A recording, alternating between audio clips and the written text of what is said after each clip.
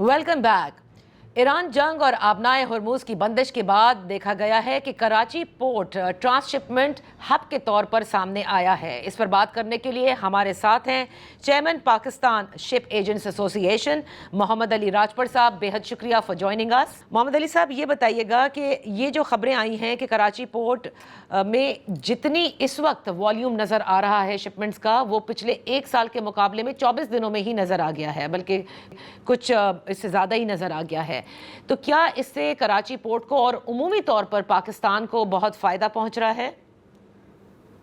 ये फिगर बिल्कुल दुरुस्त है आपका। जहां तक ट्रांसशिपमेंट कार्गो का ताल्लुक है, इसी महीने में जंग के शुरुआत के बाद जितने कंटेनर आए हैं ट्रांसशिपमेंट के, इतने पूरे पिछले साल में नहीं आए हैं। इसका रीजन जाहिर है, आपको पता है क्या है, कि वो स्ट्रेट्स ऑफ हॉर्मुज इस वक्त तकरीबन क्लोज्ड ही हैं जी। और वहाँ पे जो ट्रेडिशनल पोर्ट्स हैं जहाँ पे ये ट्रांसशिपमेंट का काम होता था, जैसे जबल अली है, वो इस वक्त एक्सेसिबल नहीं है। राइट। अब जो शिपिंग लाइंस हैं वो पाकिस्तान की तरफ देख रही हैं कि क्या हम कराची पोर्ट और पोर्ट कासिम के अंदर और कुछ हद तक ग्वादर के अंदर यहाँ से हम कार्गो लेके आए दूसरे डेस्टिनेशंस और ओरिजिन्स के, और वाइस वर्सा वो दूसरे डेस्टिनेशंस और ओरिजिन्स को ले जाएं। ठीक। इसके लिए हमारे पास ऑलरेडी ट्रांसशिपमेंट की पॉलिसी तो पिछले 20 साल से है, राइट। लेकिन कोई नुमाया इसके अंदर वॉल्यूम नहीं थे। इस जंग की जब शुरुआत ही हुई तो हमारे एसोसिएशन ने हुकूमत को कुछ तजवीज़ दी कि भाई आपकी पॉलिसी जो है वो नाकाफ़ी है, इसके अंदर आपको कुछ अमेंडमेंट्स लाना है। सही। और मुझे खुशी है कि हुकूमत ने फौरन उसके ऊपर मेजर्स लिए।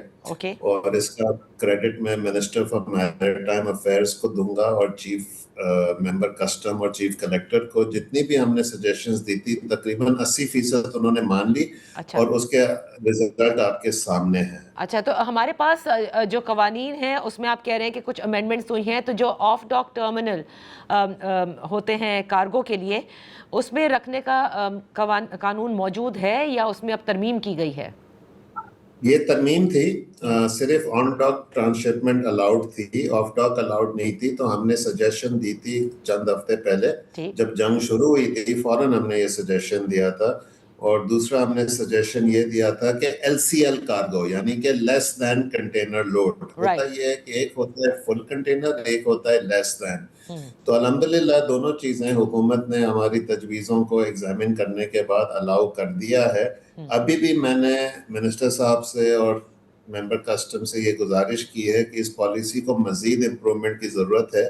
हमारी मीटिंग ही हुई है परसों और नेक्स्ट वीक हम फिर मिल रहे हैं, और इंशाल्लाह मैं समझता हूँ कि ये दूसरी जो हमारी सजेशंस है वो भी हुकूमत मान जाएगी, जिसके वजह से आपके पास एक वर्ल्ड क्लास ट्रांसशिपमेंट पॉलिसी आ जाएगी। अच्छा। मेरी एफर्ट ये है कि जंग खत्म हो जाने के बाद भी पाकिस्तान एक सीरियस कैंडिडेट हो as a international transshipment hub. ये 8-10 हज़ार कंटेनर कोई बड़ी बात नहीं है, हम 5 लाख कंटेनर सालाना ले सकते हैं। बट उसके लिए क्या आपके पास इंफ्रास्ट्रक्चर मौजूद है? बिल्कुल है। हमारे पास इस वक्त 6 मिलियन कंटेनर हैंडल करने की एनुअल कैपेसिटी है और थ्रूपुट सिर्फ 3.8 मिलियन है। तो हमारे पास बहुत ज़्यादा सरप्लस कैपेसिटी है और हमारे टर्मिनल्स बहुत मॉडर्न हैं, बहुत जदीद हैं और बेस्ट इक्विपमेंट है एंड बेस्ट ऑपरेटर्स हैं। तो मैं तो बहुत ऑप्टिमिस्टिक हूँ इसमें। और अगर गवादर फुल ऑपरेशनल हो और आप कहें, आप ये कह रहे हैं कि जंग बंदी के बाद भी ट्रांसशिपमेंट हब बन जाए, कराची पोर्ट हो, पोर्ट कासिम एंड गवादर, तो इससे कितना फ़ायदा हो सकता है फिर मईशत को? तकरीबन मैं समझता हूँ कि easily $50 to $100 million additional income to all the stakeholders per annum.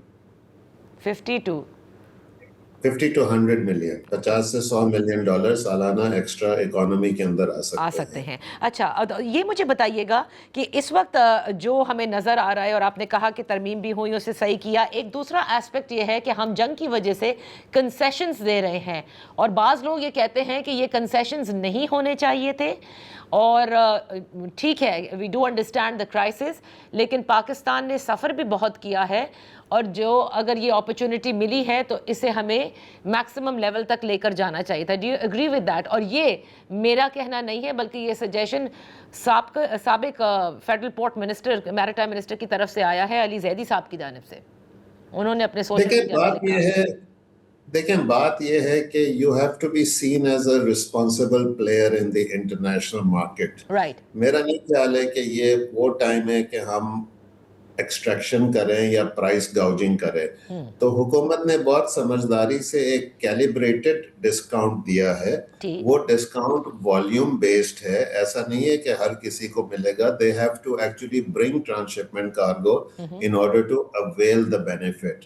اور میں سمجھتا ہوں کہ مزید ہمیں انسینٹیو دینے کی ضرورت نہیں ہے. بہتر یہ ہے کہ ہم پالیسی کو ورلڈ کلاس بنائیں, اس کے پالیسی کے اندر انکنسسٹنسیز کو نکالیں, پالیسیز کے اندر ہم بہتری لائیں جو سب سٹیک ہولڈرز کو کمفرٹ دے, تاکہ جس طرح پہلے دبئی تھا ہم کو بھی دیکھا جائے ایز اے ریزنیبلی کیا کہیں گے friendly jurisdiction to be doing this transshipment. Okay, اگر پچھلا 2025 کا کیونکہ احاطہ اس وقت کیا جا رہا ہے کہ 2025 میں جتنے جہاز آئے پورے سال کے اندر, وہ ان 24-25 دنوں کے اندر ہمارے پاس وہ والیوم آیا ہے.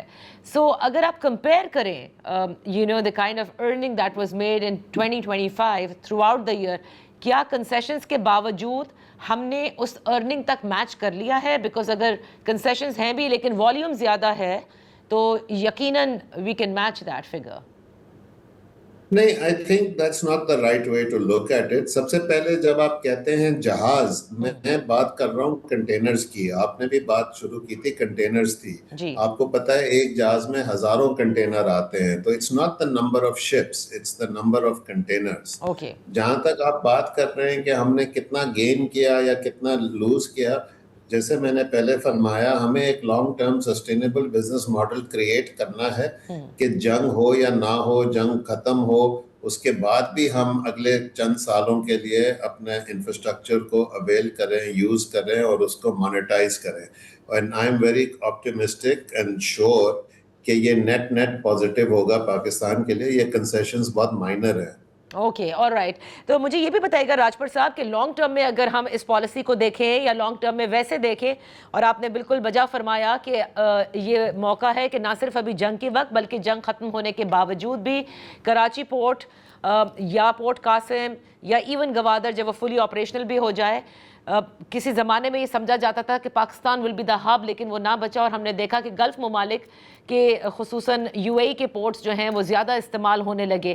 اس کے لیے لانگ ٹرم پالیسی میں کس قسم کے آپ سمجھتے ہیں لوپ ہولز ہیں جسے پلگ ان کرنے کی ضرورت ہوگی؟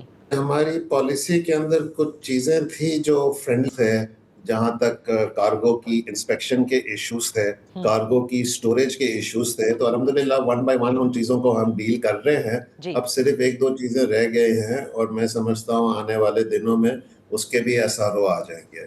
اچھا جی, بہت بہت شکریہ چیئرمین پاکستان شپس ایجنٹس ایسوسی ایشن ہمارے ساتھ محمد علی راجپر فار پارٹیسپیٹنگ. یقیناً یہ پاکستان کے لیے ایک اچھی خبر ہے کہ کراچی پورٹ پر جو ٹرانسشپمنٹ سرج ہے وہ نظر آ رہی ہے, اور اس کے لیے جو فوری طور پر جیسے انہوں نے بتایا کہ قوانین میں تبدیلی کی ضرورت تھی وہ بھی کر دی گئی ہے, اور مزید اس کے اوپر کام کیا جا رہا ہے. That's all for today. کل تک کے لیے اجازت دیجیے, پھر آپ کی خدمت میں حاضر ہوں گے. اللہ حافظ.